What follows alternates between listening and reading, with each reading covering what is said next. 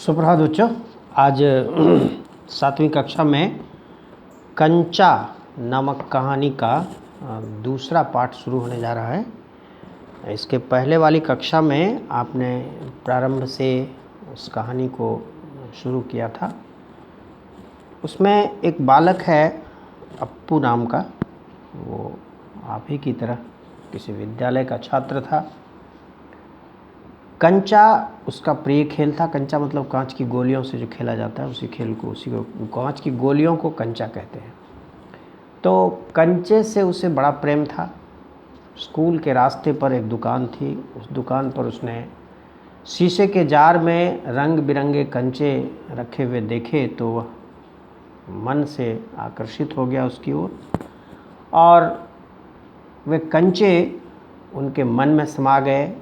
सारी सोच उस कंचे पर केंद्रित हो गई और इसी क्रम में वह स्कूल के जो दैनिक कार्यकलाप हैं उसमें भाग लेना अब भूल गया। मन से वह कंचे की ओर आकर्षित था और तन से वह क्लास में, कक्षा में बैठा था। और इसी बीच कक्षा में पढ़ाई होने लगी। स्वाभाविक है कि जब मन नहीं लगेगा, मन कहीं और होगा, तो कक्षा में जो विषय पढ़ाए जा रहे हैं, जो पाठ पढ़ाया जा रहा है, उस पर उनका मन नहीं लगेगा। किंतु कक्षा में जो शिक्षक होते हैं वे तो बच्चों की सारी मानसिकता को, सारी सोच को, उसकी सारी स्थिति को समझते हैं। मास्टर जी ने पकड़ लिया कि ये लड़का जो है कहीं और इसका ध्यान है। प्रश्नोत्तरी हुई, पूछताछ हुआ तो उसकी चोरी पकड़ी गई और फिर सारे क्लास में उसको, जैसा कि स्वाभाविक है, अपमानित होना पड़ा। टीचर की डांट खानी पड़ी, अपने सहपाठियों का उपहास सहना पड़ा। तो इस तरह से अप्पू कक्षा में बहुत ही अपमानित महसूस करने लगा। और जैसा कि स्वाभाविक रूप से होता है कि जब कोई बच्चा अपमानित होता है शिक्षक के द्वारा तो सारे सहपाठी उसका मजाक उड़ाते हैं। ऐसा ही उसके साथ भी हुआ। ऐसे में उसके मन में आया कि उसका जो प्रिय मित्र है, कंचे का सबसे अच्छा खिलाड़ी जॉर्ज, वो नहीं है। शायद इसीलिए ही सारे सहपाठी भी उसका मजाक उड़ा रहे हैं। यहाँ तक हो गया था। आइए निकालिए पृष्ठ संख्या 90। और वह रोने लगा मन ही मन। बेंच पर खड़े खड़े उसने सोचा, दिखा दूंगा सबको, जॉर्ज को आने दो। जॉर्ज जब आए, जॉर्ज के आने पर वह कंचे खरीदेगा। इनमें से किसी को वह खेलने नहीं बुलाएगा। कंचे को देख ही ललचाएंगे, इतना खूबसूरत कंचा है। हरी लकीर वाले सफ़ेद गोल कंचे, बड़े आंवले जैसे। तब शक हुआ, कंचा मिले कैसे? क्या मांगने पर दुकानदार देगा? जॉर्ज को साथ लेकर पूछें तो नहीं दे, तो किसी को शक हो तो पूछ लो। अब क्लास में फिर मास्टर साहब लेसन पूरा करके पूछते हैं, किसी को शक हो तो पूछ लो। मास्टर जी ने उस घंटे का सबक समाप्त किया। क्या किसी को कोई शक नहीं? अप्पू की शंका अभी दूर नहीं हुई थी। वह सोच रहा था, क्या जॉर्ज को साथ ले चलने पर दुकानदार कंचा नहीं देगा? अगर खरीदना ही पड़े तो कितने पैसे लगेंगे? अब देखो, क्लास में पढ़ाई हो रही है, रेलगाड़ी का पाठ है, और अप्पू का दिमाग कहाँ है? कंचे की दुकान पर। रामन ने मास्टर जी से सवाल किया और उसे सवाल का जवाब मिला। अमीनी ने शंका का समाधान कराया। कई छात्रों ने यह दोहराया। ये क्लास में जैसा कि होता है, सभी बच्चे क्लास में सक्रिय भाग ले रहे हैं। अप्पू क्या सोच रहे हो? मास्टर जी ने पूछा। पूछ लो ना, शंका क्या है? शंका जरूर है। क्या जॉर्ज को साथ ले चलने पर दुकानदार कंचे देगा? नहीं तो कितना पैसे लगेंगे? क्या 5 पैसे में मिलेगा? 10 पैसे में? शंका तो है। अप्पू का दिमाग भी खाली नहीं है, वो कहीं और लगा हुआ है। वो कंचे के दुकान में पड़े कंचे के साथ उसका दिमाग उलझ रहा है। और मास्टर साहब समझ रहे हैं कि यह बालक इस पाठ से संबंधित कुछ शंका का समाधान करना चाह रहा है। क्या सोच रहे हो? पैसे? क्या? कितने पैसे चाहिए? किसके लिए? और कुछ नहीं बोला। हरी लकीर वाले सफ़ेद गोल कंचे उसके सामने से फिसलते गए। मास्टर जी ने पूछा, क्या रेलगाड़ी के लिए? उसने सिर हिलाया। बेवकूफ़, रेलगाड़ी को पैसे से नहीं खरीद सकते। अगर मिले तो उसे लेकर क्या करेगा? वह खेलेगा, जॉर्ज के साथ खेलेगा। रेलगाड़ी नहीं, कंचा। चपरासी एक नोटिस लाया। स्कूल में ऐसा होता है कि आपके क्लास में कभी कभी कार्यालय से, प्राचार्य की ओर से नोटिस आती है, तो उसको लेकर के कोई आता है, चपरासी आता है। चपरासी एक नोटिस लाया। मास्टर जी ने कहा, जो फीस लाए हैं वे ऑफिस में जाकर जमा कर दें।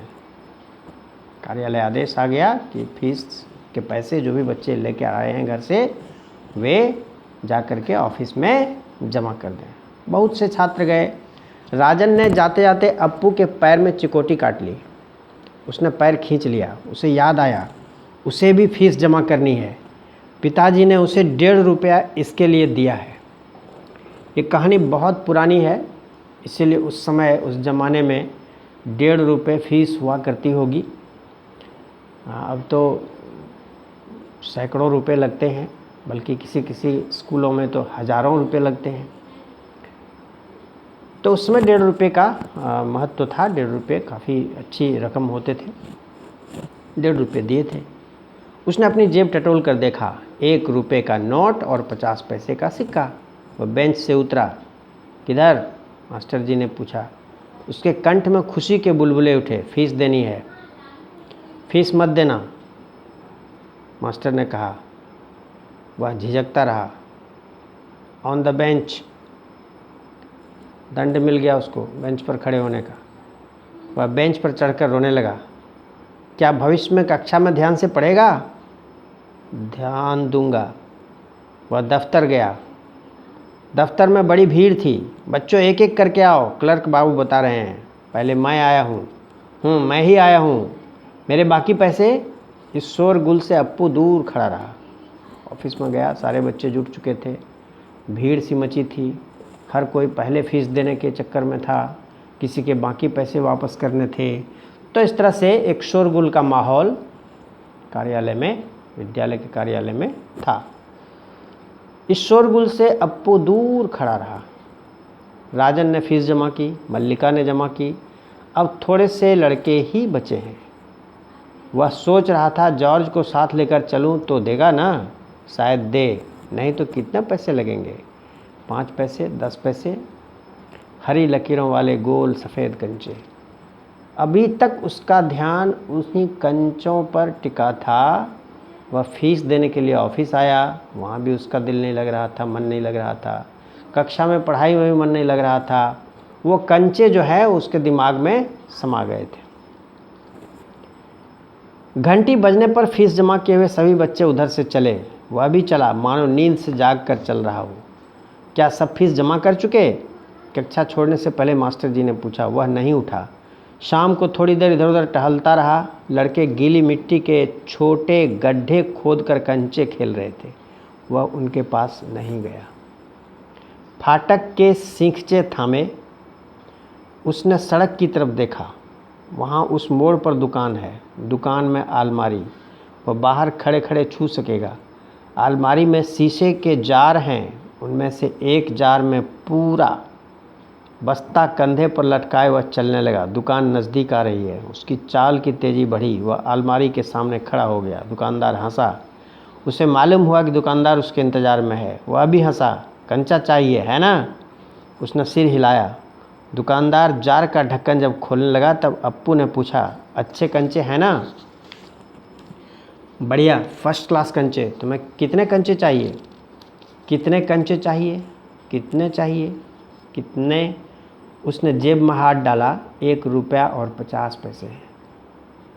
उसने वह निकाल कर दिखाया। दुकानदार चौंका। इतने सारे पैसों के? सबके। पहले कभी किसी लड़के ने इतनी बड़ी रकम के कंचे नहीं खरीदे थे। इतने कंचों की ज़रूरत क्या है? वह मैं नहीं बताऊंगा। दुकानदार समझ गया। वह भी किसी ज़माने में बच्चा रहा था। उसके साथी मिलकर खरीद रहे होंगे, यही उसके लिए खरीदने आया होगा। वह कंचे खरीदने की बात जॉर्ज के सिवा और किसी को बताना नहीं चाहता था। दुकानदार ने पूछा, क्या तुम्हें कंचा खेलना आता है? वह नहीं जानता था। तो फिर कैसे कैसे सवाल पूछ रहा है, उसका धीरज जवाब दे रहा था। उसने हाथ फैलाया, दे दो। दुकानदार हंस पड़ा, वह भी हंस पड़ा। कागज़ की पोटली छाती से चिपकाए वह नीम के पेड़ों की छांव में चलने लगा। कंचे अब उसकी हथेली में हैं, जब चाहे बाहर निकाल ले। उसने पोटली हिलाकर देखा, वह हंस रहा था। उसका जी चाहता था काश पूरा जार उसे मिल जाता। जार मिलता तो उसके छूने से ही कंचे को छूने का एहसास होता। एकाएक उसे शक हुआ, क्या सब कंचों में लकीर होगी? उसने पोटली खोलकर देखने का निश्चय किया। बस्ता नीचे रखकर वह धीरे से पोटली खोलने लगा। पोटली खुली और सारे कंचे बिखर गए। वे सड़क के बीचों बीच पहुंच रहे हैं। क्षण भर शक पकाने के बाद वह उन्हें चुनने लगा। हथेली भर गई। वह चुने हुए कंचे कहाँ रखे? स्लेट और किताब बस्ते से बाहर रखने के बाद कंचे बस्ते में डालने लगा। 1 2 3 4। एक कार सड़क पर ब्रेक लगा रही थी। वह उस वक्त भी कंचे चुनने में मग्न था। ड्राइवर को इतना गुस्सा आया कि उस लड़के को कच्चा खा जाने की इच्छा हुई।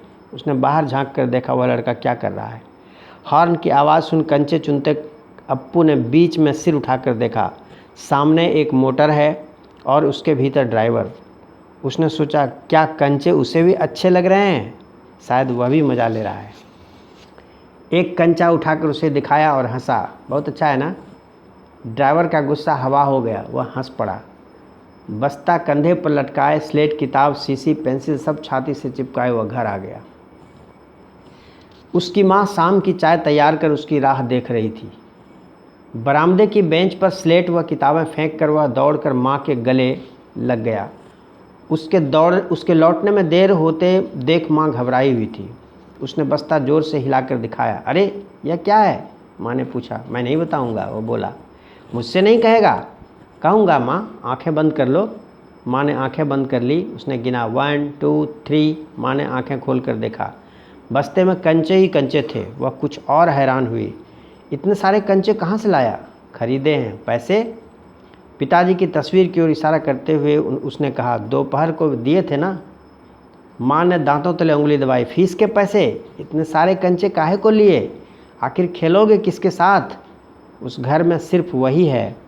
उसके बाद एक मुन्नी हुई थी, उसकी छोटी बहन, मगर माँ की पलकें भीग गई। उसकी माँ रो रही है। अप्पू नहीं जान सका कि माँ क्यों रो रही है। क्या कंचा खरीदने से? ऐसा तो नहीं हो सकता। तो फिर उसकी आंखों के सामने बूढ़ा दुकानदार और कार का ड्राइवर खड़े खड़े हंस रहे थे। वे सब पसंद करते हैं, सिर्फ माँ को कंचे क्यों पसंद नहीं आए? शायद कंचे अच्छे नहीं हैं। बस्ते से आंवले जैसे कंचे निकालते हुए उसने कहा, बुरे कंचे हैं, है ना? नहीं, अच्छे हैं, देखने में बहुत अच्छे लगते हैं ना? बहुत अच्छे लगते हैं। वह हंस पड़ा। उसकी माँ भी हंस पड़ी। आंसू से गीले माँ के गाल पर उसने अपना गाल सटा दिया। अब उसके दिल से खुशी छलक रही थी। तो इस तरह से एक बच्चा किस प्रकार से अपनी पसंद की चीज़ों के पीछे दिमाग लगा चुका था, और जो भी उसके संपर्क में आया, वो ड्राइवर हो या उसकी माँ हो, उस सब को बच्चे ने अपने भोलेपन से, अपने बाल सुलभ स्वभाव से अपने अनुकूल कर लिया।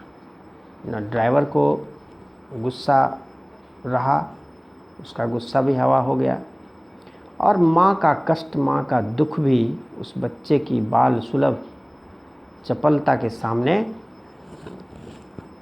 ख़त्म हो गया। तो इस तरह से इसमें अप्पू एक बिल्कुल सामान्य किशोर था जो किसी विद्यालय में पढ़ता था। किस तरह से कंचे के पीछे उसका दिमाग लगा था, और कंचे प्राप्त करके उस बालक ने किस तरह से अपने घर में अपनी माँ को, उसके दुख को दूर कर दिया, ये इस कहानी में दिखाया गया है। आपको क्या करना है कि इस कहानी का जो प्रश्न है उसको हम देखेंगे, अगले दिन इस पर डिस्कस करेंगे। आज का काम क्या है आपका? आज अप्पू के बारे में आप 10 वाक्य उसके स्वभाव के बारे में लिखेंगे। ठीक है, धन्यवाद।